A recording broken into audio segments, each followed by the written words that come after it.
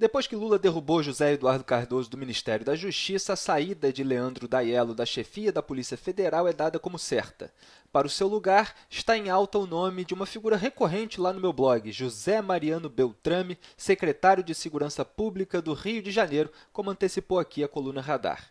Sim, do Rio de Janeiro, esse dos arrastões nas praias e nas linhas vermelha e amarela, do domínio do tráfico de drogas, dos tiroteios de fuzis nas favelas, dos assaltos, diuturna e noturnamente, como diria Dilma Rousseff, a motoristas e pedestres, do esfaqueamento dos ciclistas, dos roubos de carros e motos, dos assassinatos de policiais e até professor e tudo mais. Esse Rio mesmo, cantado em verso e prosa pelos camaradas do secretário na imprensa. O fracasso de Beltrame em garantir a segurança pública do Rio não poderia lhe render outra coisa senão uma promoção para um cargo de nível nacional, assim como a sua reprovação no concurso para delegado federal não o impediu de se tornar um delegado por outros caminhos. Beltrame ficou na posição 896 num concurso para 200 vagas, mas obteve a sua matrícula na Academia Nacional de Polícia por força de uma medida cautelar, cujo magistrado certamente desconhecia as decisões judiciais anteriores do STJ e do STF ocultadas maliciosamente com evidente má-fé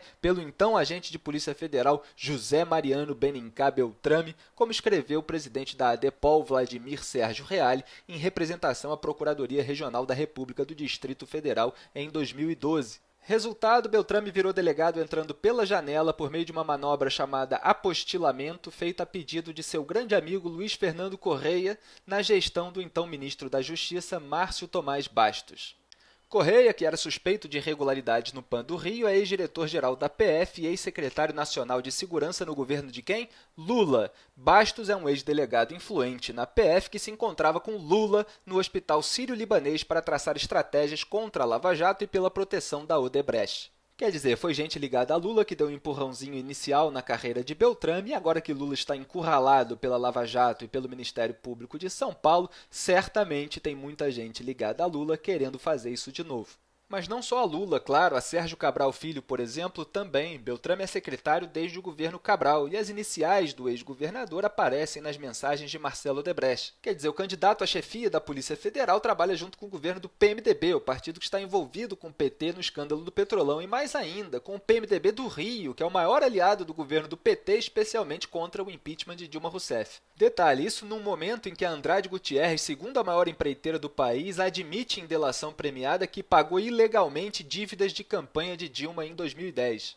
E há outros detalhes também que tornam Beltrame a cara do PT e do governo Dilma. Beltrame também virou réu em ação por improbidade administrativa relativa ao escândalo das viaturas superfaturadas, na qual o Ministério Público pede a devolução de quase 135 milhões de reais aos cofres públicos. Ele acumulou rendimentos de secretário de Segurança e de delegado da PF, chegando a receber até 60 mil reais, muito acima do teto do STF. A esposa de Beltrame, depois de casar com ele, arranjou um cargo comissionado no governo Cabral e também acumulou a remuneração com a que recebia como professor em 2 outros cargos. Quer dizer, com um currículo desse não tem como não cair no gosto do pessoal lá de Brasília. E eu tenho uma informação de bastidor que indica o que o atual chefe da PF, Leandro Daiello, pensa do trabalho do Beltrame. O secretário sempre criticou a Polícia Federal por não fechar as fronteiras do Brasil, que era uma maneira, como eu tantas vezes escrevi, verossímil de se eximir da responsabilidade sobre o fracasso da segurança do Rio. Então o Daiello, numa reunião em Brasília, uns 2 anos atrás, soltou o seguinte, abre aspas, Beltrame fala que a gente não consegue fiscalizar 17 mil quilômetros de fronteiras para evitar a entrada de armas, e não fala que ele não consegue fechar 2 entradas da Rocinha para impedir que elas entrem lá. Fecha aspas. Isso foi dito pelo Daiello, na época ele pediu para que isso não fosse publicado, mas agora sinto muito, é uma questão literalmente de segurança nacional. A Rocinha, aliás, está ocupada desde 2011 pelas forças supostamente pacificadoras, mas continua tendo um monte de tiroteios por lá.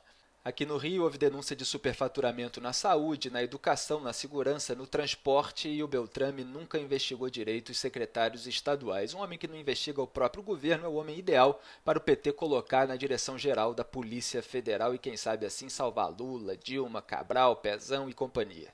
No dia 13 de março, o Brasil precisa ir às ruas contra todas essas manobras.